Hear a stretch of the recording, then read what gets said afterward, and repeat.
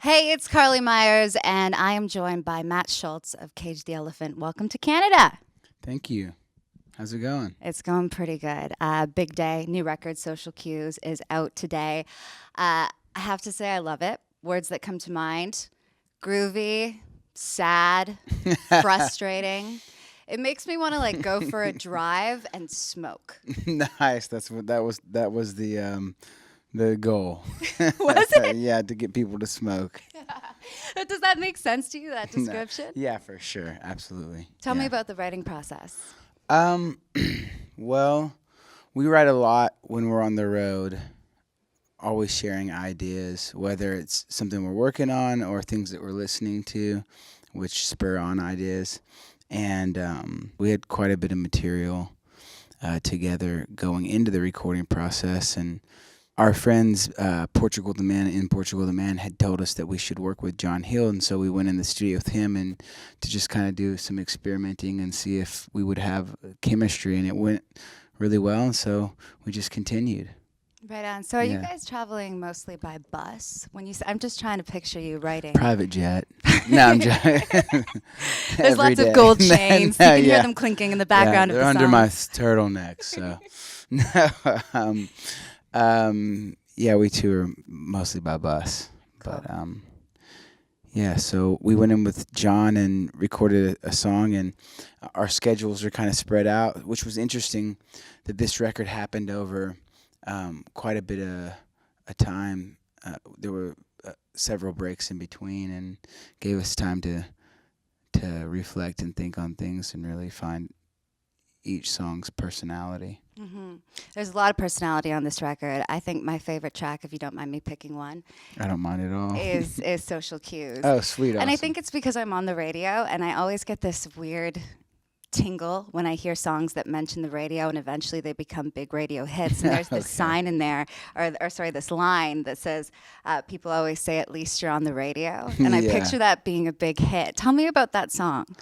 I think that there's quite a big illusion that if you have success in one area of your life, it means that everything is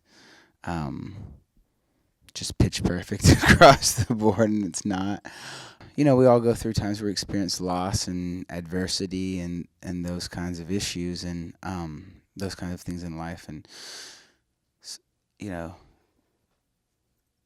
it's a pretty interesting situation trying to share that sometimes in our situation. You mean the situation of being famous or having people watch a lot of your moves, Yeah, the dance moves. No, yeah, just because I think it's hard to relate to people who are having difficulty in life, who in some aspects seem to be have it together. So, yeah. And so that song kind of was like born out of that sentiment. Okay. I want to talk about Ready to Let Go because we're already playing the crap out of it. People really dig it. I Cool. think the best part of that song, don't take this the wrong way, is the ending because it's so dramatic. It's kind of cold and it's so definite, almost like a mic drop. While a lot of the album seems like you're sort of stuck in this turmoil, is that song optimistic or is it giving up? What is the message with Ready to Let Go? I Because think I've it heard was- it both ways. I think it's kind of has a little bit of both, right? There is a fair amount of giving up whenever you have closure, finality in a certain situation, and it is positive. It was for me, at least.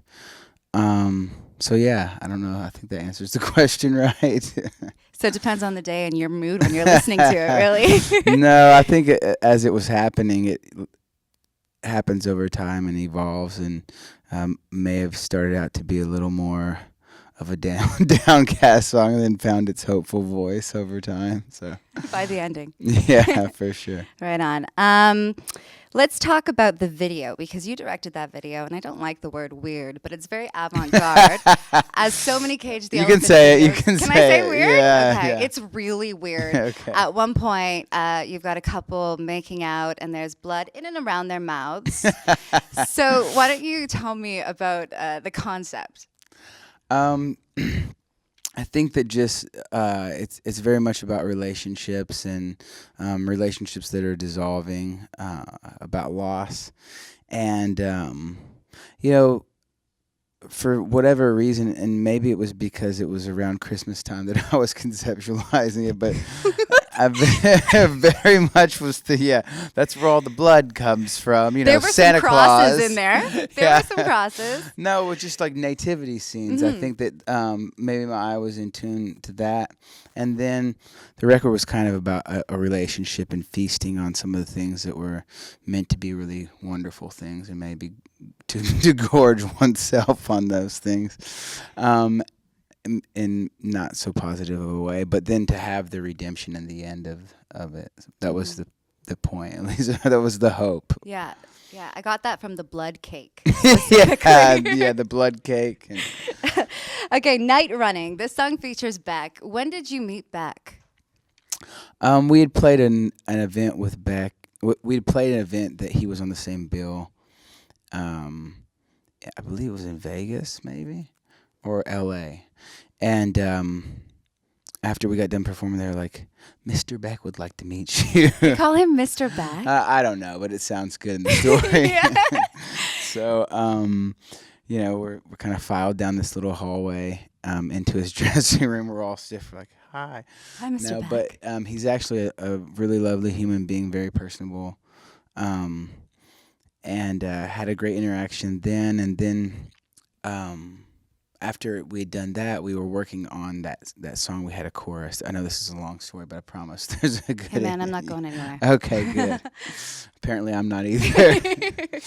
So, anyways, so we had gotten the chorus and felt really great about it, but we're struggling to find the direction for the verse. And Brad was like, "I feel like Beck would know for some reason," and so we sent it to him, and I think he was in China, and 2 days later.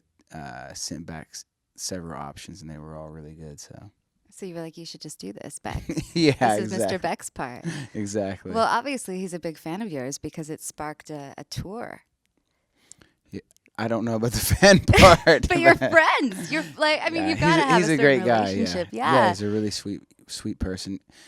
Incredibly talented and highly, highly creative. Just kind of talking through different points of creative surrounding the song and the tour. Very quickly I recognized how gifted he is. And then you brought Spoon on board. Mm-hmm. So it's going to be Cage the Elephant, Beck, and Spoon. And Sunflower Bean, and Wild Bell, and Starcrawler. We're excited about the entire bill. So Starcrawler's so cool. Oh, yeah. We're talking about a 6-fur. I don't know if you counted that. Well, there's 4, but it's broken up into 3 different legs on the tour. So 1 ticket, at least 4 great bands. Yeah. So you liked directing that video. That was a good time? Yeah, I really enjoyed it. You ever think about acting? No. Never? It's not, I don't know. I think that like, I've trained in the in the medium before. And I think it's the hardest of all the different mediums. And I find some of the practices very useful on stage, but I don't know if I'd ever pursue it in anything more extensive than that. Well, you're incredible on stage. And, I mean, it's tough to compare the person who's sitting here in a black box doing an interview with the person on stage. But the reason I asked is because we've got all these biopics coming out now. I don't know if you saw the trailer for the Motley Crue one. No. The Dirt. I'd act in that. I would do that. Would you be Nikki Sixx? Yes. Well, because Nikki's a nice guy. Is he? Yeah, he's a really great guy. You met him? Yeah. Where'd you meet him? He has a radio show, and we've done it several times. Oh, cool.